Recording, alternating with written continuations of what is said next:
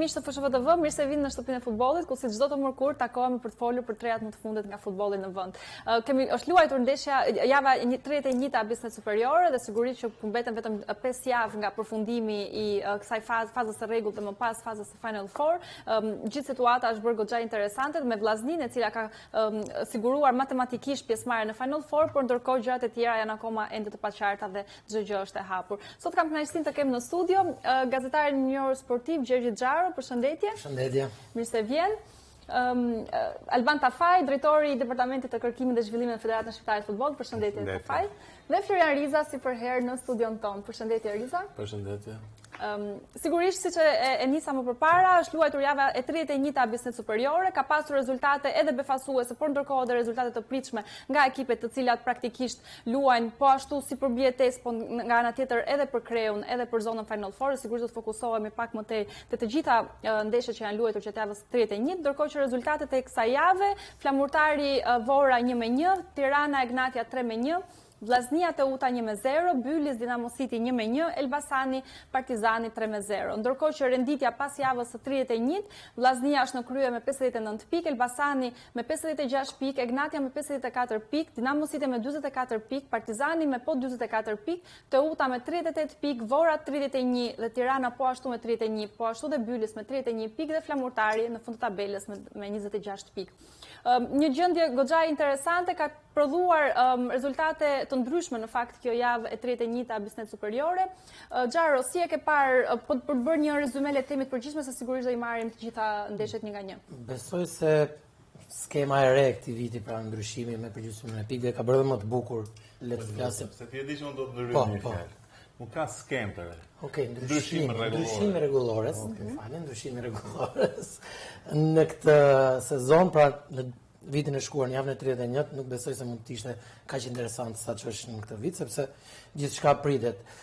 Unë shikoj pak, se ja kemi dy ish futbollistë, shikoj pak një vllazni që edhe kur, le të themi, nuk është maksimum merr pikat, dhe ky është një, le të themi, një anë pozitive shumë e mirë për shkodranët, që edhe kur ti nuk je në maksimum merr ato 3 pikët, shikoj pak rënje të Ignatias, nuk e di pse, në të javët e fundit. Megjithatë, besoj se kjo e bën më të bukur tani atë Final Fourin, që do jenë ndeshje besoj shumë të zjarrta, absolutisht askush nuk mund të gjejë dot, edhe pse kësaj radhe me pikët mund të ketë edhe në një llogari, nuk e di nëse do të ketë ndonjë diferencë. Vllaznia, le të themi, me vendin e 4, me vendin e 3, mund të bëjnë llogarit për një ndeshje që mund të kalojë me barazim, por absolutisht që paktën më shumë se 2 sezonet e shkuara më pëlqen më shumë. Po, është goxha interesante. Tafaj, si e ke parë këtë javë? Po, ndeshja unë dhe më qim më nga afër, sepse marrim pjesë dhe duke qenë delegat ndeshje, po do të thosha që Vllaznia një skuadër e cila dhe vetë Martini nuk ishte i kënaqur me lojën, por ishte kënaqur me pikët, sepse e hypi aty në front që të jetë shumë e qetë paktën për këto 5 javë të fundit. Pra është vetëm një skuadër ajo një dhe besoj dhe Teuta Durrësi që nuk e kanë atë presionin e pikëve si gjithë skuadrat e tjera. Është shumë herë më i bukur kampionati këtij vitit se i vjeshmi. Këtë ja foli përveç e Vllaznin, foli edhe për Tiranën, sepse Tirana duke fituar 3-1 konsolidon paktën tek fundi për të luajtur në play-off. Dhe risi tjetër do të thosha që Dinamo nuk u rrëzua 100%, paktën mori një pikë në Ballsh, një fushë mjaft vështirë sepse ajo është për mbijetesë, kurse për mua nuk e kapën trendin për të ndetur për Final Four Partizani duke humbur 3-0 dhe aq më tepër që ishte edhe me 10 lojtarë Elbasani. Unë isha vetë aty delegat dhe pash, po një skuadër e cila me nisi mjaft mirë pjesën e parë, ishte me një superioritet mjaft të madh paktën për nga aksionet, i mbajtin lojë do të thosha portieri me 3 ndërhyrje të sigurta gati përballë portës vetëm lojtarët e Partizanit, nuk shënuan, u kthyen bumerang, doli lojtari i Elbasanit Musta me të kuqe, me të drejtë, dhe u kthye komplet historia pasaj pjesën e dytë me një Elbasan mjaft të etur dhe të vendosur mjaft mirë. Pra besoj që aty fituan, se flasim vazhdimisht për trajnerët dhe për rolin e trajnerëve, unë besoj që Gozenovic me ndrimet që bëri, me atë ndërhyrje që bëri në formacionin e skuadrës, pra në pjesën e dytë solli risi dhe solli dhe gol. Po, se do të fokusohemi pak më specifikisht në fakt tek ndeshja Partizani Elbasani. Riza, Vllaznia vazhdon të mbetet në krye të tabelës me performancën që ka pasur në këtë 31 javë. E justifikon le të themi ai përligj atë rezultat që ka deri më tani? Po patjetër, është e pamundur që të jesh në krye të tabelës për javë të tërë dhe mos kesh ekipin e dur për ta bërë një gjë të tillë. Mendoj që ajo shkon dhe për te pikëve ose garantimin matematik të pozicionit për Final Four, sepse luhet gjithmonë edhe për pozicionin e vendit parë, sepse shpërblehesh dhe materialisht më shumë nga federata. Gjithashtu do të mbash në pozicion gjendje shumë të mirë ekipin, sepse Final Four është një rregullore komplet tjetër, duhet sistem grupi, do duhen midis tyre, pra pikët përgjithësimore, pra nuk është se u mbet gara me konsolidimin matematik të pozicionit për të marrë pjesë në Final Four. Po kështu edhe për vendet tjera, ndoshta vetëm Teuta është ekipi i cili nuk ka presion për sa i këtë rezultatit, por gjithsesi e ka respektuar në masën e 100% Europën, se nëse Dinamo fiton kupën, vendi katërt nuk shkon në Europë. Po pikërisht. Pra vazhdojmë me të gjitha apo dhe renditjet e ekipeve nga fundi që luftojnë për të qëndruar apo jo në abiznet superiore. Pra gara vazhdon të jetë shumë e erdhshme në të gjitha pozicionet e tabelës së renditjes. Po, duke mbetur përsëri tek ndeshja Vllaznia Teuta, Vllaznia merr një fitore minimale ndaj Teutës, por të rëndësishme sigurisht për garën për titull. Xhairo, si e pe këtë ndeshje specifikisht? Mendoj që Vllaznia ka grupin e futbollistëve më të mirë, më cilësor, më të mirë mbas e madhe, po të paktën më duket sikur ka futbollistët më të mirë deri tani në këtë sezon. Përtej më pas atyre ndeshjeve që edhe kur nuk kanë luajtur mirë, kanë marrë pikë në fushë të vështira, kanë ardhur Tiranë, kanë marrë fitore dhe besoj se kanë krijuar një stabilitet dhe tani po vëmë pikpyetje gjithmonë edhe atë pikpyetjen e madhe që kishim që shkodranët në fund, presioni i qytetit, shpesh i çon në gabime, duket sikur nuk po gabojnë. Do të vazhdojnë qetë, kjo edhe për shkak të skemës dhe besoj se në këtë fazë të kampionatit edhe një fitore 1-0 që mund duket minimale, mund të jetë le të themi edhe një menaxhim i skuadrës, sepse nuk ke nevojë sulmosh 3-4 sepse jemi fundin e prillit, kanë shpenzuar shumë, mjaftojnë 3 pikët, bëjnë llogarit të gjithë trajnerët me lojtarët, sidomos tani që është ka dhe ndeshjen e kupës, pra më duket një skuadër shumë e kompletuar. Të keq për Teutën sepse dha disa sinjale shumë të mira në këtë sezon, me disa rezultate, me disa lojra shumë të mira, më pas shpesh e humbet. Një skuadër që ashtu siç thon gjithmonë, klasifikimi nuk gënjen asnjëherë dhe në fund fare pothuajse të gjithë marrin plus minus. Po, patjetër. Tafaj, trajneri Dobi në fakt e quajti këtë sezon të Teutës një lloj sezoni tranzicional, le të themi. Çfarë mund të presim nga kjo skuadër në sezonin e ardhshëm? Me atë çfarë kemi parë? Dobi e ka ndjekur intervistat vazhdimisht dhe ka pasur bilet të kontestimit dhe nga vetë ato që i bënin pyetjet dhe Dobi është me këmbë tokë, është komod për atë garanci që ka marrë nga presidenca, sepse shumë e rëndësishme është në futbollin tonë dhe garancia nga presidenca për vazhdimsinë e trajnerëve, sepse ndrimi shpesh i trajnerëve ka problematika në një klubit. Por garancit madhe do thosha përveç se lojrave të mira që ka zhvilluar, ka moshën e re të futbollistëve dhe atë e kam favor. Pra ka një grup futbollistësh të ri që i ka paktën po i trajnon për një sezon gati të tërë dhe sezoni tjetër do jetë mjaft kompetitiv, besoj me 2-3 përforcime, sidomos në repartin e sulmit, sepse gati repartit e tjera ka të gjitha të plotësuara, por pjesën e sulmit e ka gjithmonë që çalon. Dhe besoj që me plotësimin e sulmit del një skuadër mjaft e fortë paktën për sezonin e ardhshëm. Dhe kjo është do të thosha që pjesa më e mirë dhe më e shëndosh e një kampionati futbollistik nga presidenca. Presidenca nëse vendos domethënë cikle jo afat shkurta, pa afat gjata këto piksynimet e saj, pra nuk mos të synojmë direkt për titull ose direkt për nkaçe. ajo bën një skuadër akoma më kompetitive sepse jep garanci dhe stafit, po dhe lojtarëve brenda grupit, duke i pasur tri, i jep dorë dhe i bën ato më rezultativ. Është dhe një rrugtim në fund të fundit futbolli, sigurisht që kërkohet të ndërtohet. Krijimi i eksperiencës për të luftuar për titullin kampion është një proces. Pra nuk është se sa po të marrësh pjesë edhe brenda dëshirës që kanë të gjithë ata që investojnë, duhet marrësh rezultatet. Pra duhet një proces që ju e quani tranzitor, unë mendoj që është proces adaptimi me mënyrën se si do të shpallesh kampion. Elbasani e pati po të njëjtë rrugtim, apo dhe Egnati kur erdhi në fillim në abesnet superiore. Pra, secili duhet adaptohet për shtatet me këtë. Po të ketë projekte, mos jenë afat shkurtë, atë që ka afat gjata mbi 3 vite, do jetë shumë mirë edhe për futbollin tonë. Shembulli kryesor. Vitin e parë më Hall, për pak se inaugurizuar, më pas u ngjit pak nga pak.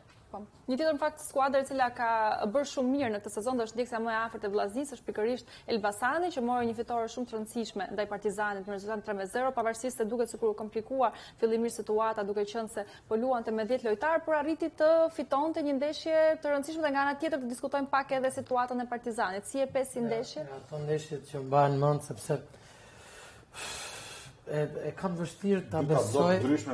Jo, e kam vështirë besoj sepse ishte një Partizan që në muajin dhjetor nuk besonte se mund të shkonte apo në fundin e muajit nëntor që mund të shkonte në 4. Ai ishte 9 pikë, mos gaboj, mbas më shumë në vendin e 4. U gjend deri në 7 apo 8 pikë mbi vendin e 4 dhe mendoj dhe nuk besoj se mund të jetë mbase mund të jenë vetë kënaqur pak sepse po kalonin një formë të jashtëzakonshme. Futbollist që me të vërtet sikur e ndryshuan fatin e kësaj skuadre brenda një muaj, brenda 2 muaj. Vazhdon të luajë bukur. Albani ka qenë vetë atje pa, është një skuadër që zhvillon futboll, por besoj pragmatizmi, eksperienca e Gzdenovic apo dhe skuadra shpesh ndonjëherë loja merr dhe rrjedhat ndryshme dhe me 10 lojtar kemi parë që skuadrat bëhen më të forta, më të përgjegjshme, me më shumë detyra dhe shpesh, por rezultati 3-0 nuk e përliqet vetë lojën. Jo, rezultati 3-0 nuk e shfaqson Partizanin sa do mirë të kesh luajtur. Sepse më vjen lojtar. Pastaj ai që se ka pa ndeshjen, po shoh vetëm highlights-et, se besoj që mund të ketë. Shikosh highlights, luash aq mirë dhe në fund të humbasësh 3-0 me kundërshtarin me një lojtar më pak, të duket sikur ka diçka që nuk shkonte, ndërkohë që kur e shikon, nuk shikoje diçka vërtet të besoj u gabun ka zëvendësime të ndryshimit që bëri Partizani. Nuk i gjeti vendin e duhur lojtarëve. Më sa herë mund përsëritet një ndeshje e tillë futbolli në një kampionat. Ndoshta një herë mund vi rasti që ndosh në këto kushte. Që kena vite pa edhe jo në aspektin që del një lojtar i kundërshtar që luan fushën e tij me kartonin e kuq, dhe duket sikur ti automatikisht e ke fituar ndeshjen. Qoftë vetëm nga ky raport i drejtë që ti ke një lojtar më shumë flas për Partizanin. Ndoshta, patjetër shumë i rëndësishëm. Një lojtar, po është një lojtar që del gjithmonë më tepër. Nëse e mësuar që ta ndash kundërshtarin me drejt për drejt, një për një, secili do ketë një kundërshtar. Unë më marr një trajnim është të nxjerrë skuadrën 2-1. Imagjinoj tash ti e ke mangut atë dhe kur themi 2-1 nisë që nga portieri ke ndërtimi ke build-up, do të thonë ke ndërtimi nga poshtë, që fusin portierin që të kemi një lojtar tepër gjithmonë. Dhe në çdo sektor futbolli, pari ti krijosh një superioritet numerik 2-1, ti je gjithmonë fitimtar. Po ti ta ka krijuar vetë numri i pakët i lojtarëve. Dhe ato gjëra përballon aq mirë dhe pjesën e dytë e kanë thyer jashtë mand. Dhe duket që krijohet një farë entuziazmi jo vetë kënaqësi e lojtarëve, të cilët mendojnë që kjo ndeshje pothuajse u zgjidh meqense janë lojtarë më pak, ndërkohë që duhet të dhënë 200% në atë pozicion dhe me manual qartë se si shkohet te porta kundërshtar, si llogohet ky rezultat kur kundërshtari ndodhet totalisht i futur në zonën tjetër e fësisë dhe aftësia rregullohet edhe sa sulmuese bën skuadrën. Dhe çfarë ndodh pastaj? Ka një tolerim në kuptimin e mirë të fjalës të pozicionit të atyre lojtarëve që mbeten në fazën mbrojtëse, pra sikur te goli i tretë ndoshta është ai. Pra është një pozicion që goli i dytë ishte mund të jetë shumë një rast që zgjidhur nga goditja e shtyllës, the topi, merr topin ke portieri, nisë një kundërsul, të gjithë lojtarët që duke menduar që ta barazoshin rezultatin, nga kjo dëshirë kishin tradhuar gjithë pozicionet e veta, ta themi shkurt domethënë, dhe me një top gjatë dialog, një kthim për nga lojtari i qendrës, ai pa parituris ke ky lojtar i tjetër. Ky është ndeshkim maksimal. I kapi 3-2. Dhe në aspektin psikologjik që po hyn në fushën tuaj, Apo do ta bësh vetë? Jo, vetëm tek analiza teknike. Okej. Mendoj që rëndohet shumë psikologjikisht, edhe pse ke këtë avantazhe, pra shkon nga një ekstremin tjetër dhe ndodhesh pastaj në rezultat 2-0 disa avantazhe, edhe pse janë avantazhe një lojtari më shumë, çka e bën shumë të vështirë pastaj që ti të tre. Pra ajo ndeshje që duket 3-0, mund të ishte menaxhuar shumë më mirë. Më mirë. Duke mbetur te menaxhimi psikologjik, me qenë se jemi këtu. Tafaj, është ky një moment ndoshta më delikat i Partizanit pas asaj ecurisë pozitive që pati, duke marrë parasysh edhe që është lufta për Final Four pikërisht me Dinamon, ku janë me pikë të barabarta. Dhe si mund të menaxhohet, po themi ky moment. Partizani po bën të loja shumë të mira dhe normal dhe çdo studi ka të flisë performën dhe mënyrën e mirë që po kalonte Partizani me zgjidhjen e trajnerit që kishte brenda llojit vet dhe ishte shumë pozitive. Ndërkohë kishte një Dinamo që nuk ishte fort në një linjë, ishte në oscilacione të ndryshme dhe ajo e bëri pak më solide dhe më të fort Partizani sepse po krijonte distancë nga skuadra që ishte ndjekësia më e afërt. Por në moment që dhe Dinamo ktheu lojën me fitoren që bëri me ekipin e Elbasanit tu, ajo ishte një goditje mbas edhe për Partizanin, sepse filloi duke ndjer frymarrjen e skuadrës që po i vinte nga poshtë dhe ajo duke futur nën presion ndodhen këto momente që dhe Partizani pra cedojnë lojën e vet, sepse po ti ishte me këmbë tokë e mobilizuar ose një skuadër përfitim flasin mobilizim, për një skuadër që mos të ndryshonte lojën dhe formën e mënyrës që po zhvillonte deri në ato momente, pa mos kalonte në aventurë. Po mos kalonte edhe në aventurë. Po kaloi 78 minuta me 11 kundra 10 më shumë. Ato me një lojtar më shumë, pa këto lloj minutash janë pakta minuta që i shfrytëzon nga 5 deri në 10, jo të kesh 78 minuta në dispozicion mos i shfrytëzosh. Duke fokusuar pak pikërisht sepse përmend pak edhe rolin e trajnerit fakt tek Partizani, nga ana tjetër Ivan Gozdenovic, trajneri i Elbasanit, faktikisht në 2 sezonet e fundit arriti në 2 vite më parë të ishte pjesë e Final Four, ndërkohë vitin e fundit, vetëm javën e fundit arriti të humbte Final Fourin, ka realizuar 35 ndeshje në krye të Elbasanit, 17 fitore, 12 barazime, 6 humbje, gola të shënuar 45 dhe gola të posuar 30. Xharo, statistika pozitive, por nga ana tjetër është një ekip që poson shumë gola. Zdenovic ka treguar tek Skënderbeu shumë rezultativ, të paktën për sa i përket pikëve, se pastaj skuadrat ndryshojnë, tek Skënderbeu ishte mbase një skuadër më të re. Po, e di mjaft mirë jashtëpërsinë e futbollit shqiptar. Mendoj që është trajner edhe në intervista është shumë i thjeshtë, e kupton shumë mirë, i qartë në ato që thot, në ato që kërkon, padyshim kjo është ana që shikojmë ne më pas me futbollistët ka tjera diskutime, është pragmatist, e di shumë mirë, pra e tha Albani është me këmbë tokë, e di shumë mirë që një projekt i tillë, me një Elbasan që vjen nga poshtë, nuk duhet sepse shpesh edhe po të fryesh shpejt më pas mund të thet në bumerang. Pra duhen gjithu shkallët një nga një, e di shumë mirë që me pak pragmatizëm të arrish këto pikët, të shkosh Final Four vitin tjetër me disa përforcime, do të kërkosh patjetër kampionatin, qytetin e ka, stadiumin e ka, tifozërinë e ka, vet është i ri në moshë, e njeh shumë mirë se çfarë duan futbollistët, e di shumë mirë dhe besoj se kjo është arma e fortë që ka në ndryshim mbase nga disa trajnerë të tjerë. Realisht unë mendoj që po i merr maksimumin kampionatit shqiptar, maksimumin vetes ti, ana eksperiencës ashtu si futbollistët të rritet dhe Elbasani duket sikur ka gjetur. Është çuditshëm fakti se si u emërua vjet në krye të stolit të Elbasanit. Pra në një udhtim për të vazhduar rrugën drejt vendit të tij, u ndaluan në Elbasan për të bërë kontratën. Dhe nga ai moment pastaj shikohet që ecuria e ekipit qoftë në sezonin e futbolli ka këtë gjë. Intuite personave që i besojnë. Megjithatë do të thosha është shumë më pozitive të paktën të kampionatit sepse nga 10 skuadrat superiore vetëm 3 kanë ndryshuar trajnerët, megjithëse kanë ndryshuar 2 prej tyre kanë ndryshuar goxha, kanë ndryshuar 3 brenda një sezoni, kurse pjesa tjetër me ato trajnerë që ka filluar dhe kjo është pjesa pse stabiliteti normal. Kjo është pjesa më e mirë dhe më e shëndoshë e një kampionati tonë që nëse duhet të kemi edhe një kombëtar shumë herë më të fortë, do kemi një kampionat shumë të fortë. Besoj se janë dhe besoj Italia është e përdorur për këtë studio është tipike. Dobësia e kampionatit italian e ka bërë Italinë që 3 vite po merr 3 herë rresht po merr pjesë. Është edhe objektivat që kanë patur këta trajnerë janë pothuajse të gjitha atje. Ato që kanë ndryshuar ato nuk janë ato janë ka qenë Flamurtari dhe Tirana. Çdo vit, ne duhet të kemi Flamurtari, kemi gjithmonë një skuadër që bën një skuadër nga maj, nga qershori deri në dhjetor, një tjetër pastaj e bën nga dhjetori në maj tjetër. Skuadrat me investime janë atje. Te katërsha Partizani nuk pati në investim shumë madh, por pati ndryshim në trajnet, pra besoj që kjo është nga më suksesshme për nga shitet që bëri dhe atë vendin që po mban në Final Four. Për meritës presidentëve, nuk i ndryshojnë se normal. Ke presidenti Deni. Ndërkohë mbyllim patjetër këtu me Partizani Elbasanin, ndërkohë nga ana tjetër Tirana ka marrë një fitore shumë të rëndësishme ndaj Egnatias me rezultatin 3-1, një rezultat që i siguron, le të themi, një fije shpresë, le të themi, në pozicionin që gjendet. Sigurisht është me pikë të barabarta me dy ekipet të tjera, por nga ana tjetër duke diskutuar me Hyllagën, tha nga Sheu tha, ka ndruar 12 trajner Tirana. Nga kur ka ikë Sheu, herën e parë dhe kur është tash 12 kanë qarkullu. Edhe ishte një numër rekord do thosha për Tiranë. Që mos beso shumë dhe se jo, ishte kontrolloni vetë sa janë. Po mja vëjtjoni se të i dim.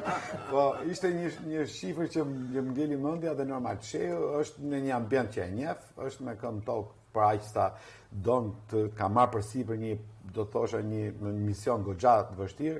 Ka një emër të madh që përfaqëson Tiranën, që është një klub as diskutohet që më titulluar në Shqipëri, por e ka mjaft vështirë. Ka një kalendar të paktën për këto 5 javë i ka shumë vështira, sepse ka 2 kryeqytete direkt, qoftë Dinamo, qoftë Partizanin.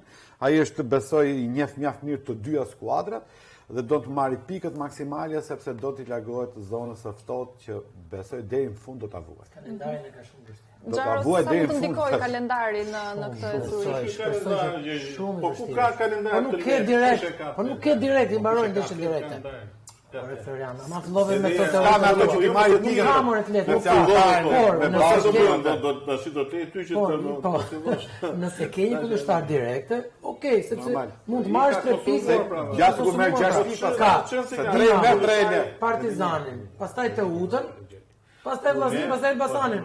Kur folëm neve për të gjitha pozicionet në tabelën e renditjes, që secili nga ekipet ka një garë më vete për pozicionin e tij, për interesin e tij, do thotë që dhe ato 3 ekipet e tjera, po ashtu do të ndeshen me garën e vërtet, jo në këtë. Flasim në këtë pikë, më dakord me ty sepse ka marr pikët, por nëse pas 2 javësh nuk do të kishte, le të themi, Partizanin, por do të kishte Flamurtarin, një skuadër direkte dhe me 3 pikë do të lindte një poshtë dhe do të ngjitej vet. Ky është bonus, tash kjo është matematik, nuk e di se ke qenë matematik, po është e vërtet. Çelëri këto bisedat e tij që kanë qenë mirë matematikun me fjalë. Sepse kështu është, ajo i mbaroi bonuset me direktet. Megjithatë, fitoria 3-1 me Ignatin, mbasi ka dhënë moral. Skuadra që shakot flasim tani për Tiranën se çfarë përmasash ka si klub dhe si skuadër, ashtu si edhe Flamurtari, sepse janë të dyja skuadrat që janë me traditë futbollin shqiptar. Mua vetë personalisht më bëhet shumë qefi për Argesën, sepse është trajner në të vërtetë një djalë fantastik, si në media, trajneri mirë, dhe duhet parë më pas si do të shkojnë, besoj, ja ku kemi 2 lojtarë kanë luajtur të dyta me Partizani me Tiranën, por fitosh derbin, kjo është shumë pozitive. Fitosh derbin mund të jetë një bonus shumë i madh psikologjik. Nëse e vazhdojnë nga Ignatia tek Dinamo te Partizani në ndonjë fitore këtu, atëherë besoj se të faj, duke ngelur përsëri tek e njëjta ndeshje, po nga ana tjetër duke analizuar Egnatian, duke qenë se edhe për rregulloren e Final Four pikët janë të rëndësishme. Si e shikon këtë hap fals, nëse mund ta quajmë tek Egnatias? Hap fals. Egnatia besoj hyn nga skuadra që kanë organikën më të plotë në gjithë kampionatin tonë, sepse kanë lojtarë goxha. Për momentin e shikoj që u tronditën sepse kishin mbase përveç asaj të qenurit ish kampionët në fuqi që quhen, ose një ekip që gjithmonë është përfolur për një që kryeson gjithmonë kampionatin ton, është e ka pasur të vështirë këtë vit dhe kanë qenë nën presion gjatë gjithë kohës. Normal dhe ajo ka bërë shitë dhe lëvizjet e veta dhe lojtarët mbase nuk kanë përshtatur 100% me mënyrën e sjelljes dhe ato ideve të trajnerit, pra mënyrën e lojës së vetë trajnerit. Po do të thosh është një skuadër mjaft e fortë e kampionatit tonë, thash mbi të gjitha ka një organik shumë plot, ka një menaxhim nga gjithë grupi që bordi drejtues ose grupi presidenca që janë goxha të suksesshëm, sepse për vitet që po kalojmë i kanë rregulluar mjaft mirë këto kushte dhe besoj që janë me oscilacione ndryshme, po janë skuadra që është vështirë për ta mundur. Po vetëm në moment shumë mirë. Nuk po kalojnë, thash pra, oscilacionet i kanë pas goxha. Që ka dhe diçka që tash nuk mund të themi neve që Tirana është ekipi që duhet të shpëtojë, pra në aspektin e organikës që ka. Është një ekip shumë i fortë. Pavarësisht se Egnatia për Tiranën, pra, domethënë që nëse vihet re një dobësi e Ignatias, nuk është rasti për ta përmendur në ndeshjen me Tiranën në Tiranë, sepse është Tirana nga ana tjetër një ekip organik të paktën me lojtarë shumë të mirë dhe më tepër që i kanë dhe ato objektivat i kanë komplet të kundërta dhe në këto raste thuhet që një pali ka jetike, një pali ka jetike, ai jep maksimumin edhe për të kapur diçka për shumë. Po, patjetër do të shohim edhe se si do të manifestohen këto gjëra në javët e mbetura të Abisnet Superiore. Nga ana tjetër, Bylis barazon me Dinamo City me rezultat 1-1, një pikë e vlefshme për Bylisin për garën për mbijetesë, nga ana tjetër edhe një pikë e vlefshme nëse mund ta quajmë për Dinamo Cityn për luftën për Final Four, sepse tashmë është në pikë të barabarta me Partizanin. Ashtu siç shkoi takimi, ishte një pikë e fituar nga Dinamo, sepse barazoi në fund ndaj një Bylis që me të vërtet në fushën e vetë gjithmonë shumë i fortë, skuadër solide. Unë këtu, nuk e di, kam 20 vite që Bylis ashtu është gjithmonë në fushën e saj. I ka marrë pikë dhe shumë ekipeve të mbaja në fakt gjatë këtij sezoni. Skuadër shumë e fortë, domos në fushën e saj, ndërkohë që Dinamo, mund të ketë qenë pak lodhja e kupës. Mendoj, Alban, nuk e di nëse je dakord me mua, mendoj që kartoni i Dinamos Ai i shpejt, për dy të verdhët. Kartoni i parë i Bylisit i mobilizoi shumë Bylisin në mbrojtje dhe kartoni kuq i Dinamos ishte në favor Dinamos. Mendoj unë sepse po të luanin 11-10, kam përshtypjen se Bylis ishte shumë solid. Ndërkohë kur u barazuan këtu në këtë moment, kur barazuan 10-10, mbas edhe Bylis u çlirua pak. Dhe sepse golin e shnuar shumë bukur. Mos gaboj. Ky ishte aksion shumë i bukur, goli i barazimit, por Dinamo vazhdojnë flasin, skuadër, luan, bën rezultatet nuk janë shumë mira. Të thënë drejtën. Dhe tani është bërë shumë e bukur sepse me Partizanin kanë 3 ndeshje, 2 fitore Dinamo e 1 Partizani. Ndeshjen e fundit kampionatit e kanë me njëra tjetër në fushën Partizanit. Imagjinoni nëse do të shkojmë me pikë të barabarta, në atë ndeshje çfarë ndeshje deri aty. Deri në fund do kemi emocione sepse të 5 javët janë 5 javët që besoj javë mas javë do kemi diferenca shumë të vogla ndërmjet skuadrave, ato të 4 që do vazhdojnë dhe këto të reja që 2 që dalin direkt dhe 1 që luan në play-off. Brenda 5 javë do luajnë të 3 derbit e Tiranës. Domethënë që edhe ky është një kampionat në vete për ekipet e kryeqytetit, shikojnë se si do shkojnë në raport njëra me tjetrën. Dhe mund prodhojnë të 3 derbit, mund prodhojnë gjëra shumë të vështira për secilin prej ekipeve. Pra, dikush mund të skualifikohet nga katërsha e parë, dikush mund të rrezikojë mbijetesën shumë rrallë, po ne shohim do jetë shumë interesant. Patjetër. Ndërkohë një tjetër ndeshje interesante ishte edhe Flamurtari Vora që u ndal në barazim 1-1, një pikë le të themi për Flamurtarin që nuk vlen shumë në garën për mbijetesë. Nga ana tjetër, çfarë do të thotë kjo për Vorën? Tafal, si e ke parë ecurinë e Vorës dhe Flamurtarit? Ishte në fushë vetë dhe humbi një trend të mirë për të një skuadër direkte, sepse nuk i ke shansi që të përprasësh me skuadër të cila ti je për mbijetesë. Dhe unë për mua ishte Vora një skuadër që prodhoi goxha futboll deri dhe në shënimin e golit, sepse ishin ato në avantazh. Por gjithsesi të paktën është shumë pak për një Maksuti, gjithë ai Flamurtar me një investim të jashtëzakonshëm të përmendur në gati në çdo studio televizive për investimin që ka bërë Flamurtari. Përveç se bukurisë stadiumit dhe atë çka ofron komoditetin fusha, besoj lojtarët brenda janë shumë heterogjen, lojtarë që se besojnë mase nuk e kanë lidhje fort me fanellën. Siç themi nganjëherë në një moment të vështirë të Tiranës që lojtarët s'kanë atë kimin për fanellën sepse vijnë nga vende ndryshme dhe mase se kuptojnë dot. Tek Flamurtari besoj më shumë se kudo transmetohet ke Flamurtari aq më tepër që shohin Flamurtar thashme vetëm një Maksuti. Do kesh lojtar jo lidhur me fanellën, nëse i ke marrë vetë huaj. As diskutohet, po e shoh që sepse kanë problematikë, thashme vetëm me Maksutin ishi vetëm lojtar, dhe unë sa që shkoj aty vetëm te Maksutin të kuptoj që dalloj që është një faktë, po që dallohet është ai që ka atë grintën e shoh dhe sa ishte dhe djali i ri, nuk është se ka një eksperiencë shumë të madhe, po shoh vetëm që bëhet copë kur i thonë pra të fanellë të tjerë, nuk di, lojtarët nuk... Shumë i lehtë si ekip, flamurtarit. Jo se s'luan, po nuk është... Legjera. Po pra, nuk është agresiv se në fundit tash këtu po luhet për kaq ndeshje dhe një ndeshje luhet. Se pas ndeshjes tjetër, për një ndeshje më shumë, edhe komplimenta unë thash komplimenta merr Vora sepse ka një ekip goxha të mirë, është i vetmi ekip shqiptar i vetmi ekipi jon që ka më shumë shqiptar brenda, pra lojtar, nuk ka shumë lojtar të huaj, dhe është besoj ke skuadra që besoj që mund ta sigurojë mbjetesën. Duke mbetur përsëri tek ndeshja Xharo, në fakt Vora të pjesës së sezonit po e luan edhe në shtëpi. Nuk ka pasur shumë impakt në fakti që është duke i luajtur ndeshjet në shtëpi, ndryshe nga pjesa e parë e sezonit që duke sikur mund të kishte një lloj impakti qoftë psikologjik ose ndoshta edhe të adaptimit me fushën çdo gjë tjetër. Besoj se edhe për futbollistët dhe për stafin ishin vetë ndeshjet e para, sepse stadiumi u rinovua, pra nuk e ndjen edhe ata le të themi një rikthim në shtëpi. Unë ndryshimin e shikoj tek flamurtari, skuadër që ka bërë shumë investime, presioni i qytetit, gjithçka të çon te kjo. Vora është e qetë, me futbollistët, ashtu siç Albani tha, janë kryet pjesa më e mirë janë futbollistë që njohin kampionatin shqiptar, mbase nga të dyja kategoritë, kategorinë e parë. Dhe superiore. Bellaj që bëri presidenca ishte shumë e mirë. Mbajti pati trajneri. Pati një moment lëkundje dhe do të dorëzoj, mbase tha, mendoj që isha ai e keqja, por jo, doli i rezultoi më mirë. Pikpyetjen kam që në dy fazat e para ku luajti jashtë shtëpisë, sikur mos gaboj ka marrë më shumë pikë, sesa tani që u rikthye në fushën e saj.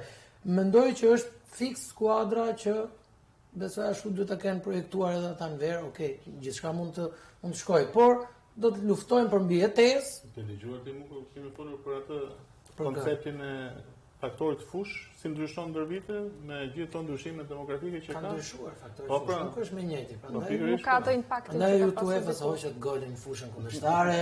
Shikon se ja, po pse do të jo se kështu është, jo është e vërtetë. Po mund të shpresh vetë sepse përpara 30 vitesh golin kundërshtare kishte në të vërtetë shumë vlerë, sepse ishin stadiume nga 80.000, ishte shumë. Ndërkohë që tani shikojmë nëpër botë luajnë përfaqësuesit skuadra të mëdha, nuk kanë impakt të tjera. Se si do evoluojnë për një kohë shumë të shkurtër. Por edhe Vora besoj tek ato projektet, le të themi mesatar për sa i përket të shpenzimeve, është fiks një skuadër që duhet ndjekur dhe pse jo edhe me skuadrat që do të kërkojnë dhe të vinë nga kategoria e dytë për të përballur. Vetet për të parë sigurisht edhe se çfarë do të prodhojë javët e fundit të ABC Superiore, ndërkohë tashmë do të ndjekim një kronik të realizuar me drejtorin e departamentit të garave në Federatën Shqiptare të Futbollit, Marius Sulejmani, i cili shpjegon rregullorën e skemës së Final Four, po ashtu shpërblimin financiar dhe çdo gjë që lidhet me këtë pjesë të kampionatit. E ndjekim dhe kthehemi në studio për ta diskutuar.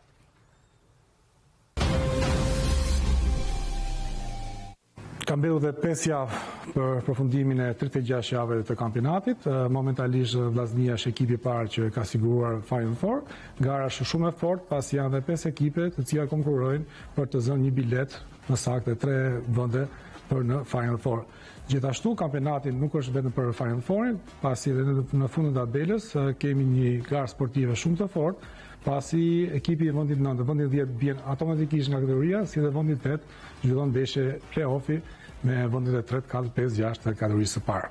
Ky është viti i tretë i Final Four, ndryshe nga 2 sezonet e përparshme, këtë vit kemi ndryshim të rregullit të Final Four, ku pas 36 javë të 4 ekipet marrin pjesë në Final Four me pikët e përgjysmuar duke marrë dhe vlerën më të vogël. Datat tashmë janë të përcaktuara, pasi ndeshja e parë do zhvillohet më datën 16 maj, që do të zhvillohet ndeshja e vendit parë me vendin e 4, ndërsa më datë 17 maj vendi i dytë me vendin e 3, po ashtu dhe 4 ndeshjet e tjera, të cilat janë përcaktuar tashmë që do zhvillohen më datë 23, 24, 29 dhe 31 të muajit maj, ku të gjitha ndeshjet do të zhvillohen në stadiumin Air Albania. Klubet pas përfundimit të 36 javëve, të 4 ekipet e para do të përfitojnë në shpërblime financiare, ku vendi i parë do të përfitojë 10 milion lekë të ri, vendi i dytë 7 milion lekë të ri, vendi i tretë 5 milion lekë të ri dhe vendi i katërt 2 milion lekë të ri. Gjithashtu, fituesi i kampionatit, i Final Four, do të përfitojë 10 milion lekë të ri. Pas përfundimit të Final Four, të 10 ekipet do të marrin përsëri të ardhurat, të cilat do të vinë nga biletat, sponsorat, reklamat, të cilët do shpërndahen nga vendi 5 deri në vendin 10 sipas renditës, gjithashtu edhe për 4 vende të para, të cilët do përfundojnë Final Four. Kemi ndjekur në kronikë të përgatitur me drejtorin e Departamentit të Garave në Federatën Shqiptare të Futbollit Marius Selemani, i cili shpjegoi shpërblimet financiare, po ashtu edhe datat e Final Four dhe se si do të procedohet praktikisht me rregullore. Ne kemi diskutuar edhe herë tjetër në fakt në program, ndërkohë që për sa i përket datave të ndeshjeve, ndeshjet nisen nga data 16 maj, duke të luhet vendi i parë me vendin e katërt, ndeshja në datës 17 maj ku do të luhet vendi i dytë me vendin e tretë, ndeshjet e datës 23 maj, ku do të luaj vendi i parë dhe vendi i tretë, ndeshja e datës 24 maj, vendi i dytë me vendin e katërt, dhe ndeshja e datës 29 maj, vendi i tretë dhe vendi i katërt, dhe po ashtu në datën 31 maj, vendi i parë ndaj vendit të dytë. Të gjitha ndeshjet do të luhen në stadiumin Air Albania në orën 19, pra ka një lloj dakordësie edhe për sa i përket orarit edhe stadiumit ku do të luhen. Duke u fokusuar pak tek skema, edhe shpërblimet financiare janë një element i rëndësishëm, por nga ana tjetër edhe ky mini kampionat, le të themi, që procedon 36 javë të kampionatit normal.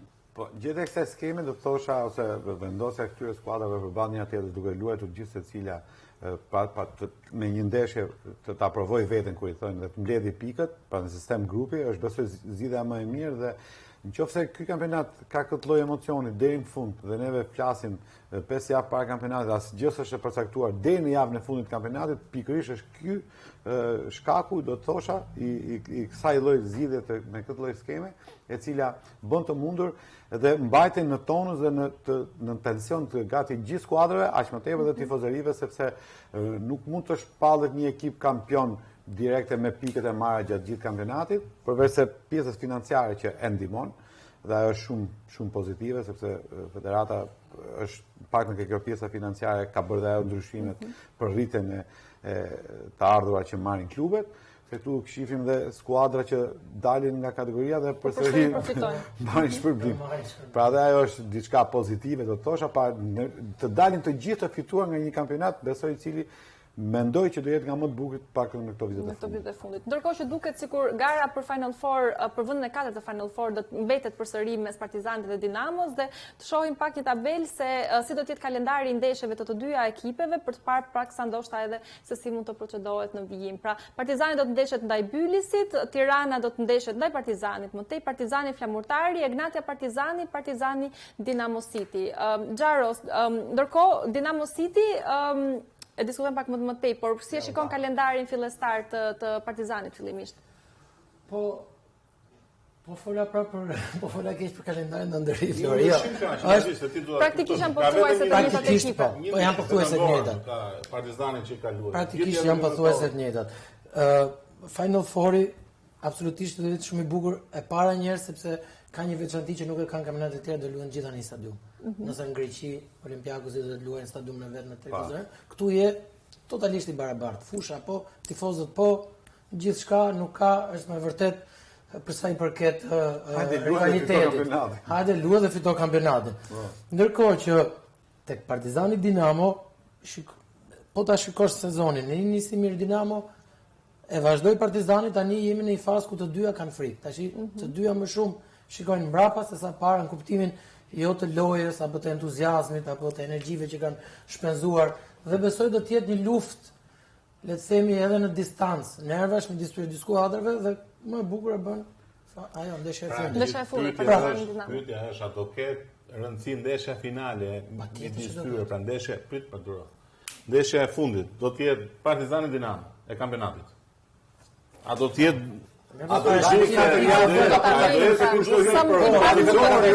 por duke parë kundërshtarët nuk besoj se do të shkëputet më shumë. Po pra, që ajo do të ndeshja ndarë. Duke parë kalendarin e ndeshja fundit. Dhe dyta që kisha dhënë një pyetje, që në këtë Final Four, a do kemi neve edhe këtu një ndeshje finale, do të aprovojë Final Four jo një ndeshje finale brenda saj, dhe nëse e prodhon në cilën nga ditët e ndeshjes më bie. Po ma vetëm mua pyetja apo ke çfarë për publikun? Se diferenca e pikëve do të jetë e tillë. Para me ditën do shkoj. Sepse do përgjysmohen dhe prapë nuk e krijon të diferencën. Pra kur të luaj vendi i parë në vendin e dytë, nuk do ketë krijuar dot diferencë plus. Basani vllazëri na ketë ndonjë ndeshje fundit mas e damë data 31. Këtë po plus. Pra do ketë ndeshje finale në Final Four dhe finale do të ndeshje fundit, apo do të një nga Për mu, tjetë e fundit, për mu besoj tjetë e fundit, do jetë e fundit. E fundit do bëhet vetëm për të dhënë titullin më pas. Po, normal. Edhe ma shumë mendoj fundit. Besoj që edhe këtë dëshirën këtë i Uli Agës, që të shkojnë në një stadium me kupe, pasat shtetë e tjetër, këtë ja hoqë. Se ishme një stadium. Kupa do jetë aty dhe se cili do jetë kush fjet me zdodi do ndahet në Erol Benja. Ndërkohë java 32 të Javës Superiore përsëri prodhon, në fakt do pritet të prodhojë emocione të mëdha. Shikojmë pak tabelën e ndeshjeve që do të luhen në javën e 32 të Javës Superiore. Egnatia pret Flamurtarin, Vora ndeshet me Vllaznin, Dinamo City luan ndaj Tiranës, Teuta përballet me Elbasanin dhe Partizani do të pres Bylisin në arenën e Demave. Pra ndeshja do të luhen ditën e shtunë edhe ditën e diel, vetëm ndeshja Partizani Bylis. Ndonjë, po themi, indicje të shumë të shpejt të çfarë mund të prodhoj, po themi, diçka interesante kjo javë? Ndonjë ndeshje specifike, Tafaj?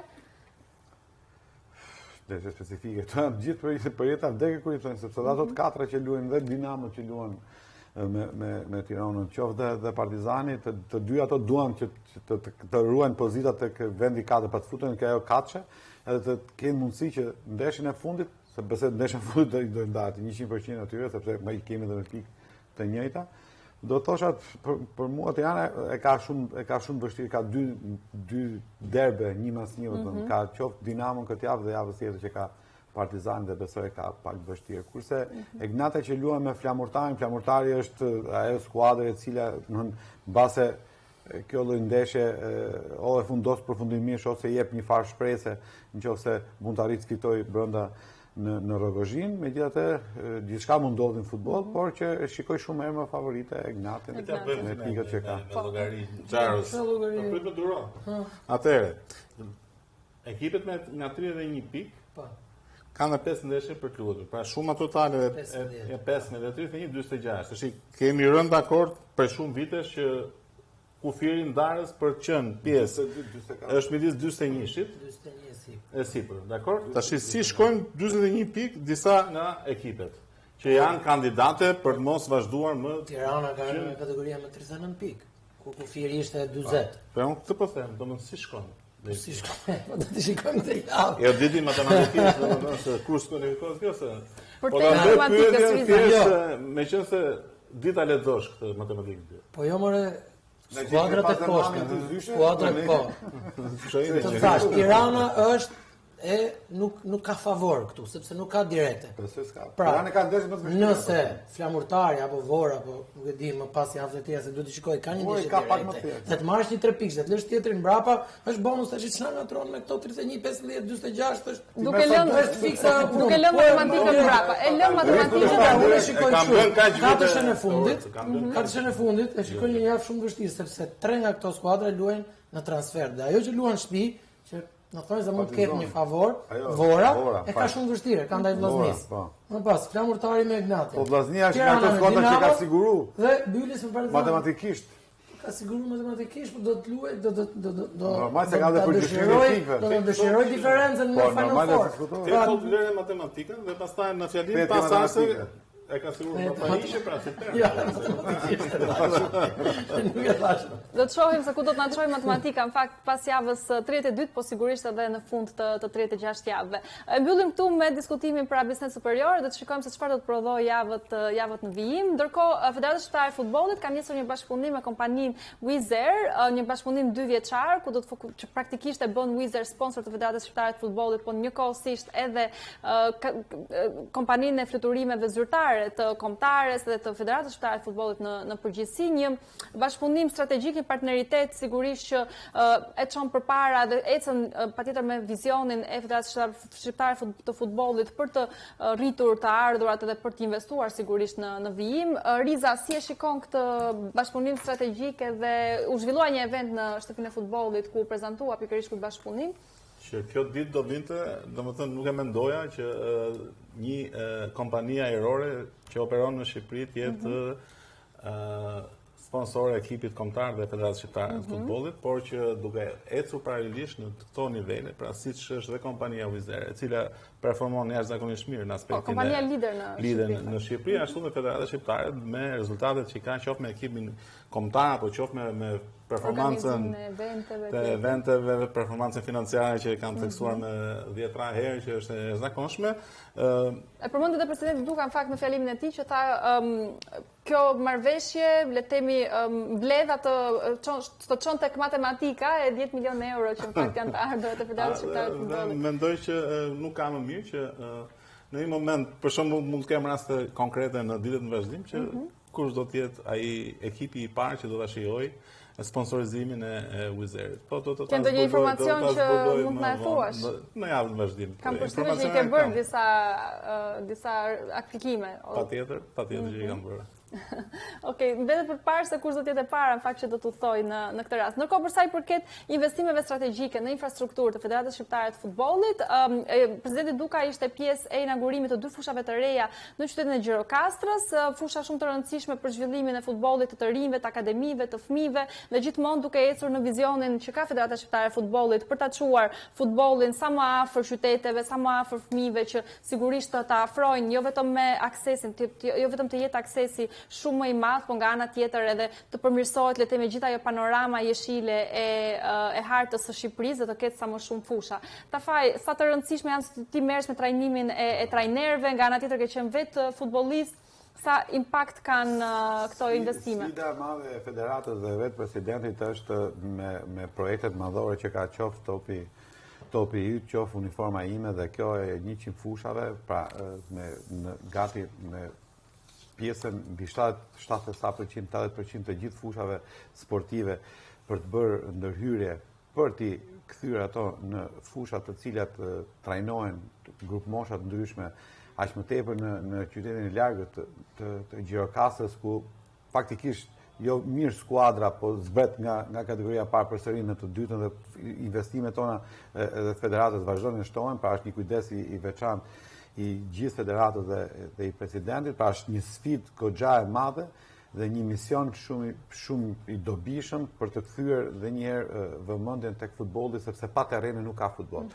Pika nevralgjike e shumë brezave sidomos mbas viteve 90 ka qenë shkrirja e klasës sportive dhe zënia e fushave të futbollit me ndërtime.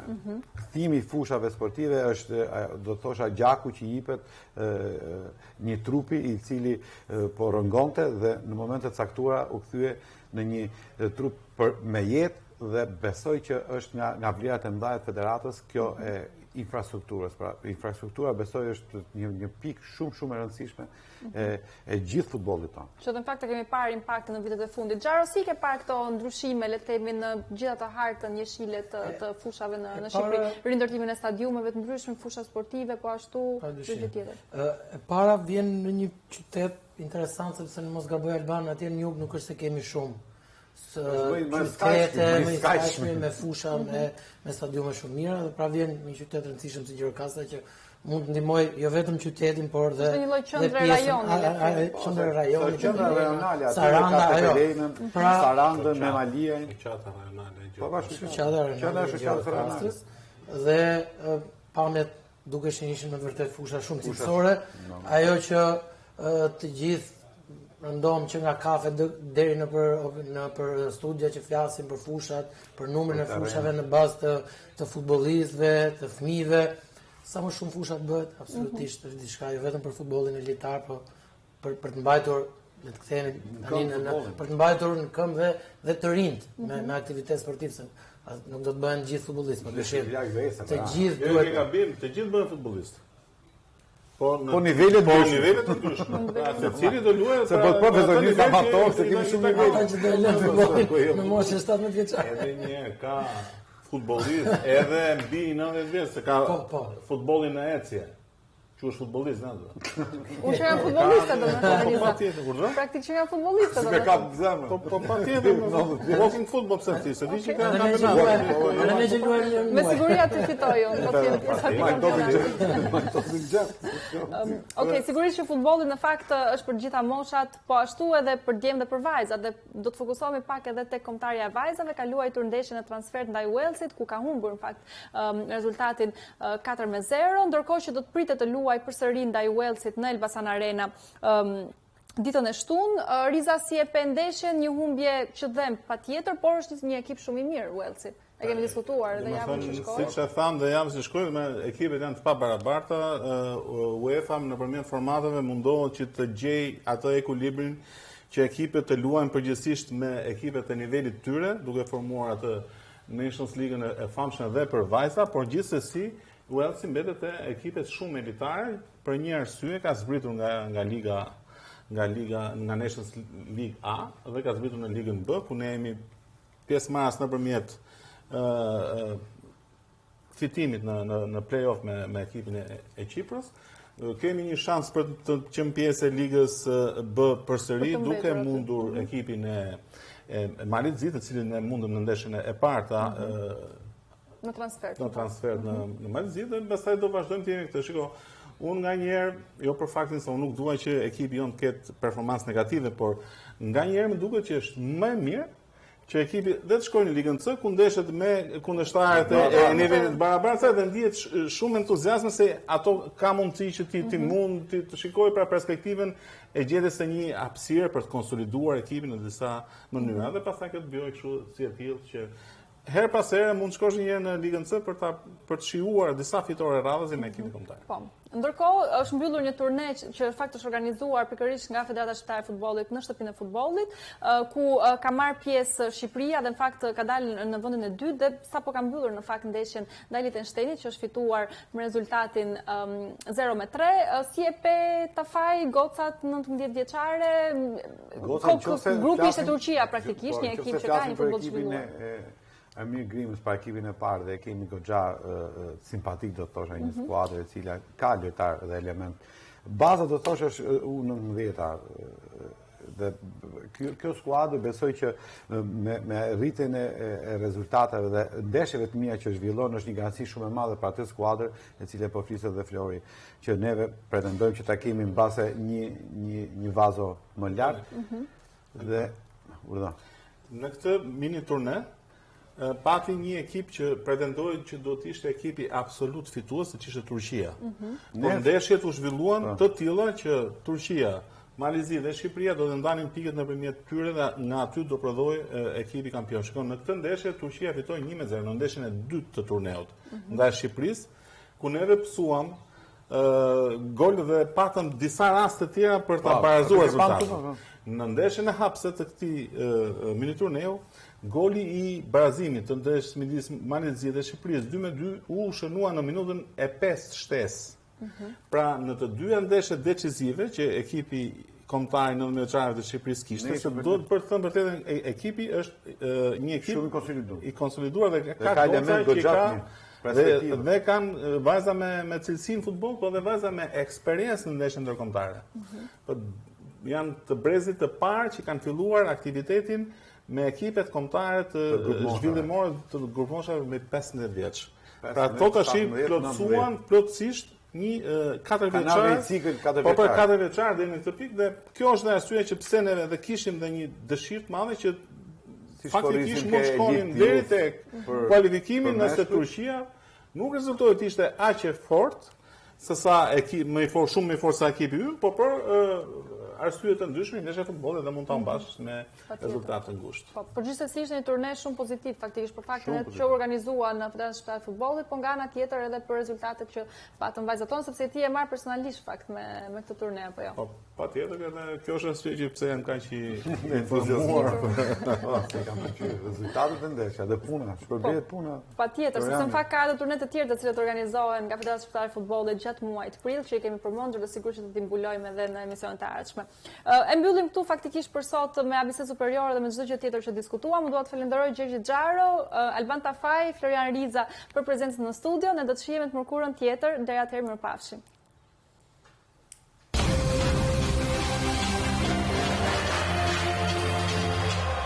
Faleminderit.